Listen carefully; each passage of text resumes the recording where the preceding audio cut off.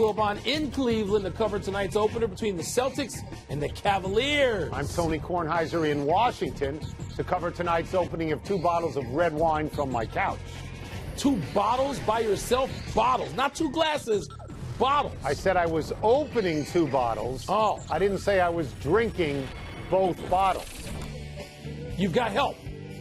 Well, in a pinch, maybe, but I might be able to go a bottle and a half. It's certainly possible. It's not like it's train wine or anything. Man. It's good wine. Welcome to PTI, boys and girls. In today's episode, the NBA season opens. Joel Embiid is upset, and the Cubs try to get back into it. But we begin today with a meeting in New York City attended by NFL owners and NFL players and the commissioner and the head of the union that represents the players. Afterwards, most of the reaction was upbeat. Eagles safety Malcolm Jenkins said, quote, "This was the first time we have gotten the chance to sit down in front of ownership. We felt they were receptive. We felt there was a real dialogue. We felt it was positive," unquote. And Dolphins owner Stephen Ross said, quote, "We heard what they had to say and they heard us. It's open talks and that's a good thing," unquote. Wilbon, what is your takeaway from all this? Tony, I'm sure that people, particularly the players, and particularly players who feel disenfranchised, and not the players themselves in terms of their lives and income and compensation and that sort of thing, but families, just being black in America, and that is about 70% of the NFL. Those players need to feel that they are heard, their voices are heard, and that they can sit face to face with these owners, which might not seem like a big thing to people sitting at home, but now they know that owners and players don't get together all that often and talk about anything. This is not like the coaching offices at the compound. And so they need to feel that. So my first reaction is, this ain't going to mean that much. But then when I hear people on both sides say that, I back off and say, okay, maybe this is a great first step. Yeah, I think we deal in sports with winners and losers, and so I'm going to get to W's and L's on this. I don't know that the verdict will be in until Thursday night, and we see what happens with the national anthem. But I think that the NFL management scored a pretty big victory here, and I think the players did as well because, as you say, they sat face-to-face. I think the smartest thing the NFL did was not come out with a hard line about the anthem, was to say to the players, we've invited you to the table, and the players can now think, we can stay at this table. We might have implicit, if not explicit power. This is, I think, a big deal for the NFL, which is not like baseball, and it's not like basketball. That's and right. They've been pushed away for a long time. I think those may be the winners in all of this. Again, how much power do you get? Once you open that door, if players are smart, they stay there and they gain power. I think if there's a loser, it might be Colin Kaepernick. In this regard, Mike, players had invited him to this. He chose not to go. If players gain a lot from the owners, he could be left behind. Because what you do if you're a player is you take the money, you take the prominence, you take the power. Tony, if that's the case, if he winds up being a loser, and I'm not talking about in terms of employment. I'm talking about not going to the meeting. This is like not voting. If you're invited, participate. Go. I mean, is there somebody in his ear shouting this or whispering it or saying something to him? Don't know. It just seems like, Tony, I told you months ago, you can be an inadequate messenger for a cause. And there are people out there, Michael Bennett, who seem much more suited to the same cause. Colin Kaepernick, wow. I hate that he would wind up as a footnote in this. I really would. I don't think he'll be a footnote. I think he'll be martyred in it. But I think that, when the bus pulls out, the bus pulls out. That's right. It does. Yeah. Ain't waiting. Tony, while you're not ready for basketball, it is not too early for the NBA to tip off its regular season tonight and right here in Cleveland, Ohio. LeBron James is a game-time decision as to whether he'll play against the Celtics. But apparently Kyrie Irving is ready to go now. Same court, different jersey, and surely a different reaction. Cleveland's J.R. Smith, your boy, says it will be the same old result, quote, "Obviously, there are different people in different jerseys, but I don't really think they pose a big threat to us," close quote. Tony, you with J.R. Smith on that? I've tried in all the years of PTI to base everything I do on taking positions opposite to J.R. Smith. Works for me most of the time. It's going to work for me right here. Do I think that Cleveland will represent the Eastern Conference in the finals? Of course I do, because they have LeBron. And so, of course, I do. But is Boston not a threat? No, Boston is a threat.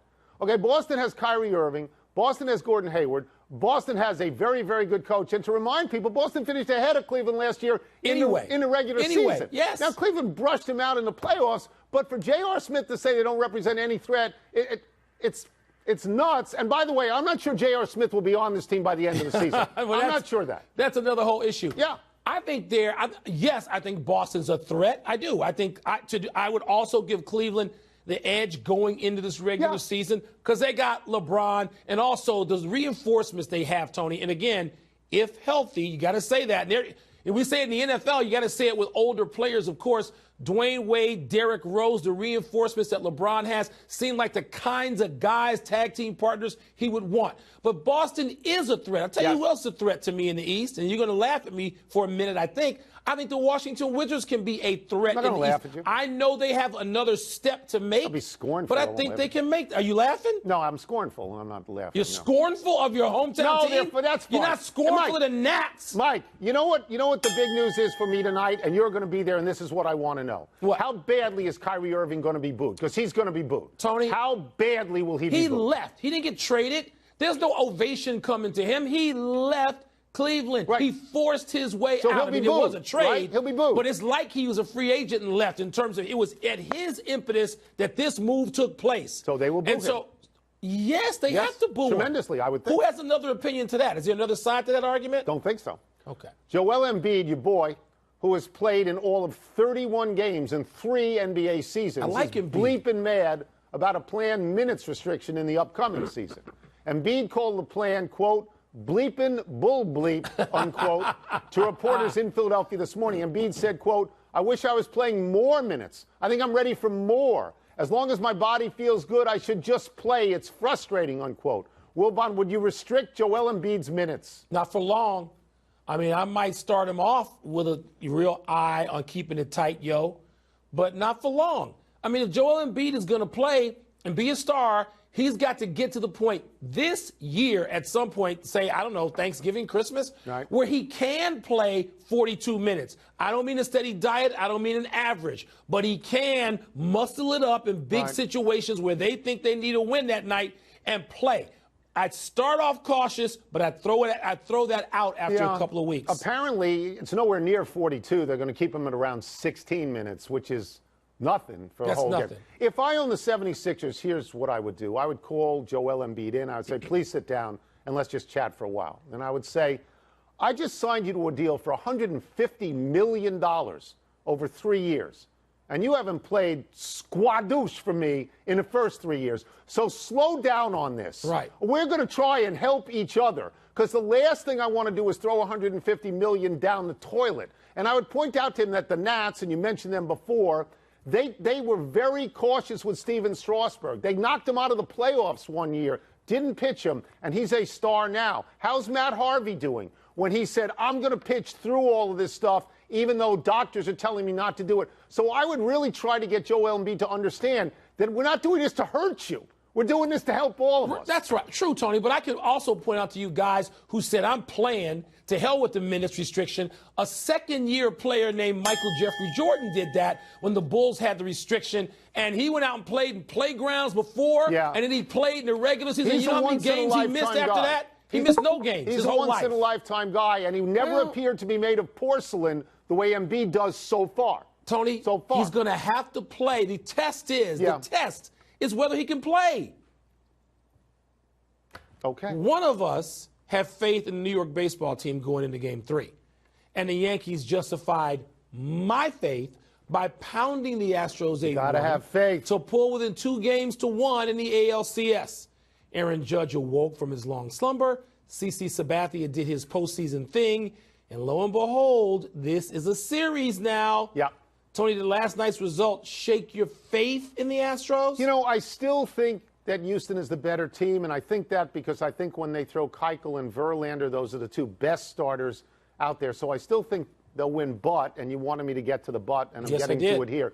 Houston, I believe, has scored only 5 runs in 3 games. Houston is batting collectively 169. They're not hitting. And the Yankees have come back from 0-2 and obviously won a series. I wish yesterday when I picked Houston to win, I wish somebody had pointed out to me that CC Sabathia was 9-0 coming out of Yankee losses this year when he took the mound. 9-0 with, I think, a 1.8 ERA, because I wasn't prepared for how good he was. We showed in that clip, we showed the Frazier home run.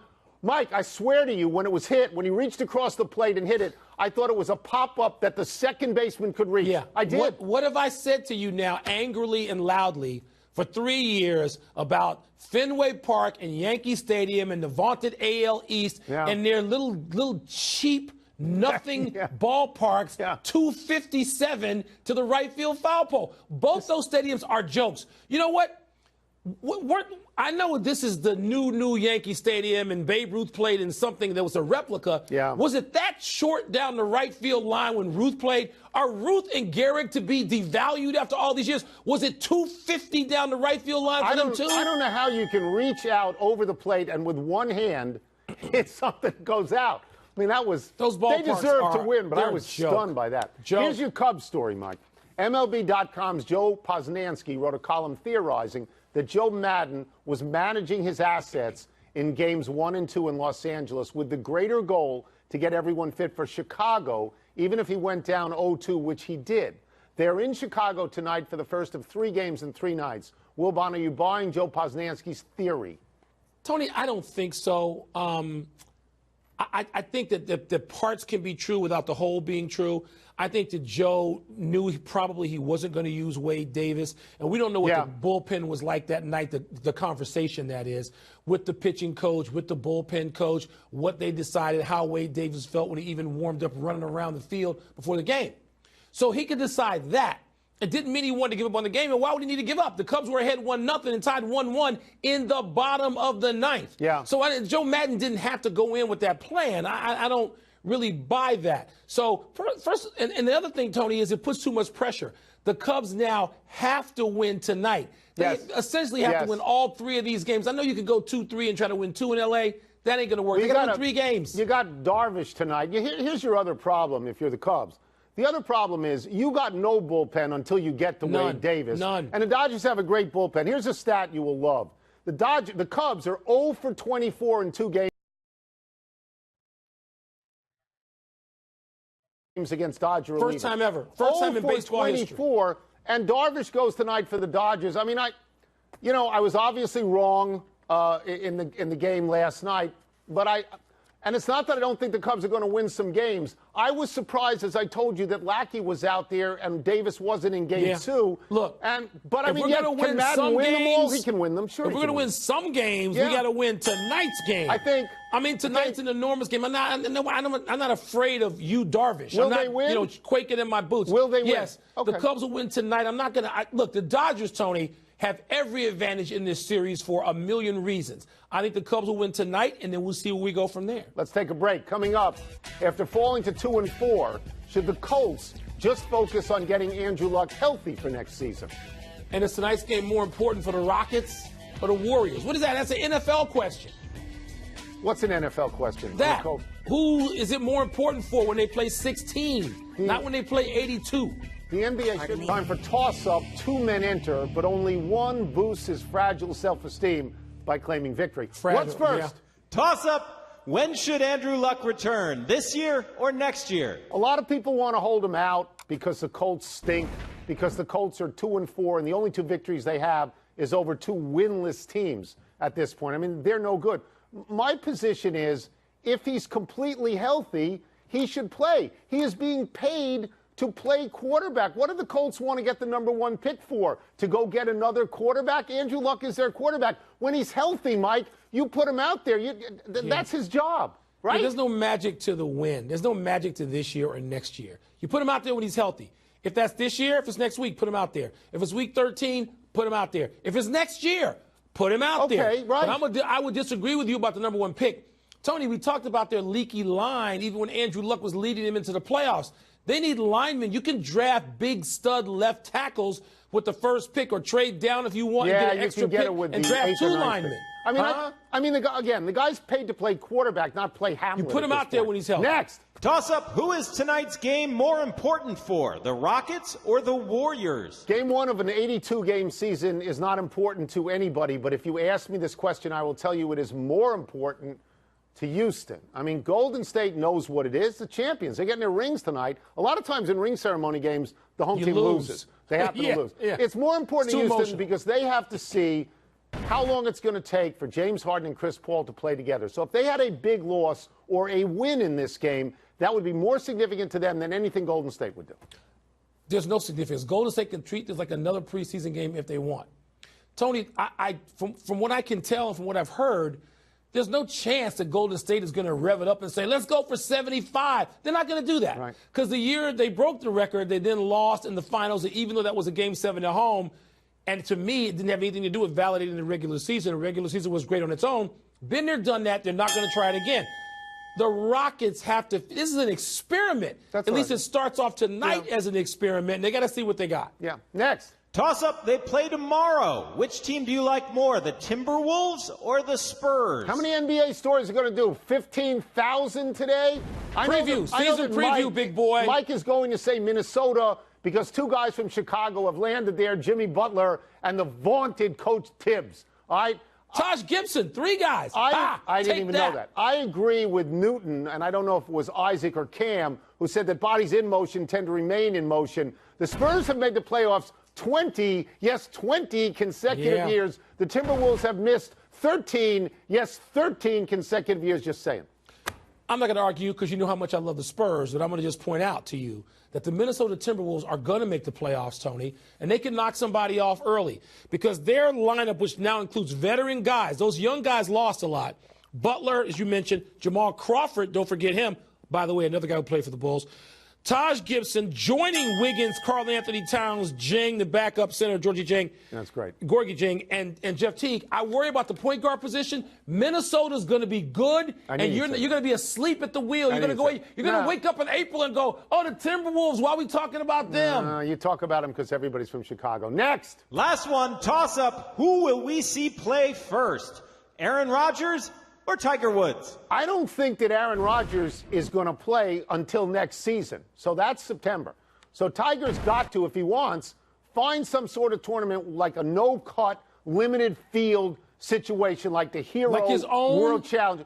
His own or tournament? Something like that. And see if he can go play in that, which he did earlier this year or last November. It's in 6 weeks. I mean, I would say Tiger. But you know what, Mike? Part of me really believes that we're not going to see Tiger ever again in a competitive situation. I don't know about ever again. I know, there's this talk now that he's taking it very, very slowly. I hope so. How much slower can he take it than he's been taking it? You know what? Take it as slowly as he wants. If he comes back in 2 years, it'd be fine with me if he comes back and he can play. He'll be 43. Aaron Rodgers, I believe, is going to play this season. Do you? Yeah. Well, and I believe the Packers can get to the playoffs because they play in a division which, as often it does, stinks. So Green Bay can get in there. 8-8 might win that division where we sit now. Aaron Rodgers is going to play again this year. That's it. I win. Let's take one last break. Still to come. Could Mike Leach follow his old boss to Nebraska? And are the Thunder being petty by giving Kevin Durant's old number to an undrafted rook? Look, if you can't be petty, there's no point in it even being around. 35. Petty is good. Here, kid, put on 35. Yeah. That's like somebody saying, almost saying, in baseball, Dodgers. Here's 32, kid. We're 32. Person is. Yes, I do. She is the kick fighter who effectively ended Ronda Rousey's career. Then she promptly lost her next 3 fights, and no one has heard of her since. Tony, you talk about no winner. That's amazing that Holm and Rousey, the centerpiece of the biggest fight in MMA history to me, in terms of publicity, both gone. Both just out of it now. C'est la vie. A not-so-happy anniversary, Michigan. On this day 2 years ago, clinging to a 2-point lead with 10 seconds left, Michigan botched this punt, leading to a Michigan State touchdown as the final whistle blew. This was in Jim Harbaugh's first year. It is amazing how much stuff happens around Jim Harbaugh, good and bad. This guy is a tornado, and that is why he is worth more than you can pay him. And who can pay him the most? Bears. An NFL team can pay him the most. I know. Keep lobbying for that as hard as you can. As often as I do, Tony. Having trails to the Columbus Crew? The Columbus Crew is threatening to leave if they don't get a new stadium. That's an NFL move, not an MLS move. The Crew is threatening a move to Austin, Texas, another university town. but there's only one team leaving Columbus, Ohio that would be a big deal. The Buckeyes, not the Crew. You don't know if it's a big deal. I mean, just because you've had a bus ride through Columbus doesn't mean you know anything about whether they like soccer or not. They averaged 15,000. That's probably a pretty Played in a decent very draw. good course there called the Golf Club. Very good course. No errors today, one omission. The Cubs benched Javi Baez tonight, Wilbon. Ben Zobrist starts at second. Your thoughts? Baez 0 for 19 in the postseason, Tony. Swinging at pitches that only the little leaguers swing at. Best defensive player you can imagine, but his pitch selection, his selectivity is absent. Big totally. finish quickly. Washington State's athletic director took the same gig in Nebraska. You think Mike Leach will follow? No, I don't. He can wind up somewhere else. I don't think Nebraska. The Thunder gave Kevin Durant's old jersey, number 35, to an undrafted rookie free agent. Shade? They hate him. He walked out on them. They hate him. Richard Jefferson agreed to a one-year deal with the Nuggets. Is that a good fit? I can't see him finishing there. Too many contenders could use Richard Jefferson. Smart, veteran guy. You want him on a contender. Giants reinstated Dominique Rodgers-Cromartie. You okay with that? Yeah, I mean, I probably think it was foolish that they suspended him in the first place. I mean, it's probably done out of pique. Last one, the Vegas Golden Knights can move to 5-1 tonight. Are you a believer? No, but I'm rooting for him, Tony. Rooting for the Golden Knights. I mean, the only pro team, sports team in Vegas with what they've been through. And people have taken to that team. Good for them. We're out of time. We'll try and do better the next time. I'm Tony Kornheiser. I'm Mike Wilbon. Same time tomorrow, Knuckleheads. You can get the PTI podcast on the ESPN app or Apple Podcast. Shout out PTI, 16 years today. Ah!